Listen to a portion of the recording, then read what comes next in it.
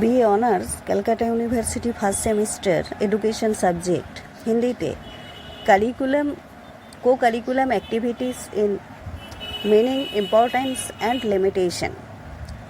हिंदीते सह पाठ्यक्रम गतिविधियों वे क्रियाकलाप है जो औपचारिक शिक्षा यह पाठ्यचर्या के साथ साथ आयोजित की जाती है, जिनका उद्देश्य छात्रों के सर्वांगीण विकास को बढ़ावा देना होते हैं।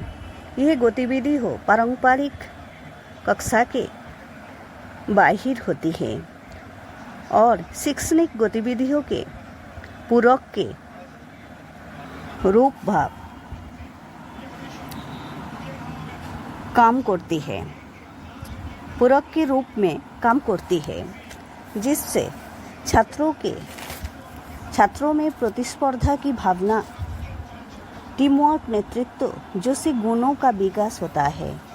और एक सह पाठ्यक्रम गतिविधियों को करिकुलर एक्टिविटीज CCA वे गतिविधियों है जो पाठ्यक्रम का हिस्सा नहीं होती है बल्कि पाठ्यचर्या के साथ साथ संचालित की जाती है।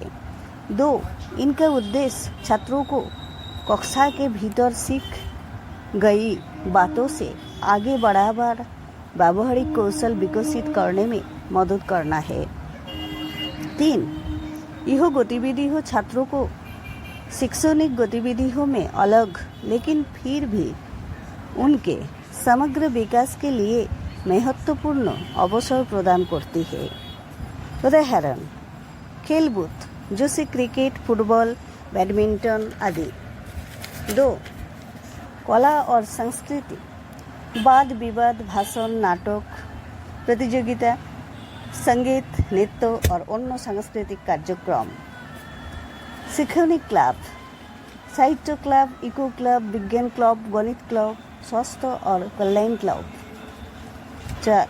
नेतृत्व और अन्य गतिविधियों नेतृत्व के गुण विकसित करने, टीम वर्क सीखने और राष्ट्रीय एकीकरण को बढ़ावा देने वाली गतिविधियाँ। उद्देश्य 1. छात्रों के व्यक्तित्व का सामंजस्यपूर्ण विकास सुनिश्चित करना। 2. विभिन्न कौशल को विकसित करना जैसे नेतृत्व, टीम वर्क और संचार कौशल। 3. छात्रों को उनकी जन्मजात प्रतिभा और क्षमताओं को निखरने का अवसर देना। छात्रों में प्रतिस्पर्धा की भावना और आत्मविश्वास पैदा करना।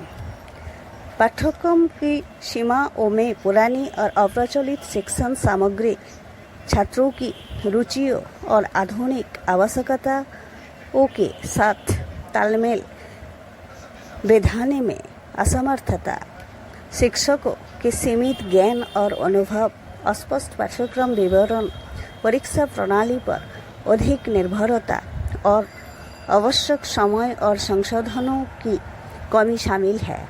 इसके अतिरिक्त एक अच्छी तरह से परिभाषित पाठ्यक्रम ढांचे का अभाव, शिक्षकों के बीच प्रभावी संचार की कमी और पारंपरिक ज्ञान को आधुनिक शिक्षा के साथ संतुलित करने में कठिनाई भी पाठ्यक्रम की प्रमुख सीमाएं हैं। पाठ्यक्रम की प्रमुख सीमाएं: 1. असंगत सामग्री। पाठ्यक्रम में ऐसी सामग्री शामिल हो सकती है जो आधुनिक शैक्षिक आवश्यकताओं और कार्यबल की अपेक्षा को पूरा करने में विफल रहती है। 2. नएपन और कौशल का अभाव। प्रौद्योगिकी, आलोचनात्मक सोच और समस्या समाधान जैसे नए युग के कौशल की एकीकृत करने में पाठ्यक्रम की अक्षमता एक बड़ी सीमा है। 3. अस्पष्ट व्याख्या है। अस्पष्ट पाठ्यक्रम विवरण शिक्षकों और प्रशासकों के लिए उनकी विभिन्न व्याख्याओं के कारण एक बाधा उत्पन्न करते हैं, जिससे पाठ्यक्रम के कार्यान्वयन से भिन्नता आती है। 4. सीमित शिक्षक ज्ञान। कुछ शिक्षक अपने विषय विशेषज्ञता के बाहर पढ़ाने हैं, खासकर स्टाफ की कमी के कारण, जिससे पाठ्यक्रम को समझने और लागू करने में कठिनाई होती है। 5. समय और संसाधनों की कमी। शिक्षण के लिए पर्याप्त समय और अन्य संसाधनों की कमी, जैसे कि वित्तीय और भौतिक संसाधन, पाठ्यक्रम को प्रभावी ढंग से लागू करना में बाधा डालने हैं। 6. परीक्षा प्रणाली पर निर्भरता।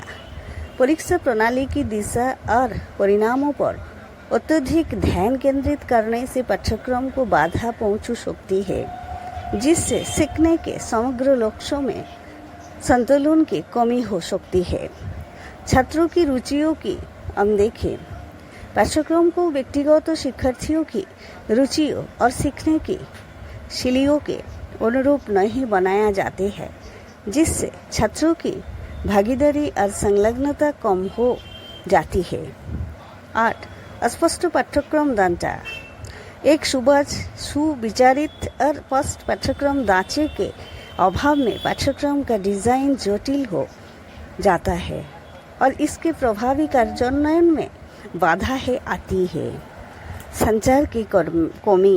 विकास प्रशासकों और अन्य हितधारकों के बीच प्रभावी संचार की कमी पाठ्यक्रम की डिजाइन और कार्यान्वयन प्रक्रिया में एक बड़ी बाधा है।